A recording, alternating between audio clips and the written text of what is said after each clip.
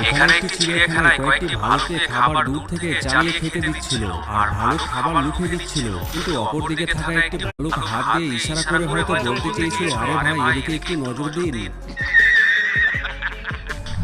জঙ্গলের নদী পার হবার সময় অন্যান্য পশুদের অন্তর কেঁপে ওঠে, কেননা নদীতে থাকা কুমির কখন তাদের আক্রমণ করে বসে। আর এখানে জিরাফ হয়তো বেঁচে থাকার হাল ছেড়ে দিয়েছিল, তাই তো নদীতে থাকা কুমিরকে দেখতে পাওয়া সত্ত্বেও কুমিরের ওপর পা রেখে পার হয়ে যায়।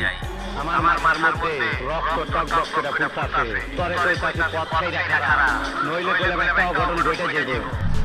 এবারে এই ক্লিপটি দেখে আপনি ভাবনায় পড়ে যাবেন, যেখানে চারটি পাখি মুখোমুখি দাঁড়িয়ে একে অপরকে কিছু বলার চেষ্টা করছে। এমন মুহূর্ত দেখে এটাই মনে হয় তাদের মধ্যে কোনো সিরিয়াস কথা চলছে। পুলিশ স্টেশনে যাইয়া ফেন্সিডেলের কেস নিয়ে বক্তৃতা আনা দাও, পাবলিককে বুঝাও তুমি অ্যাক্টিভ, তোমার ছবি পেপারও ছাপাইবো, টিভিতেও দেখাইবো, যাও যাও। সিনেমাতে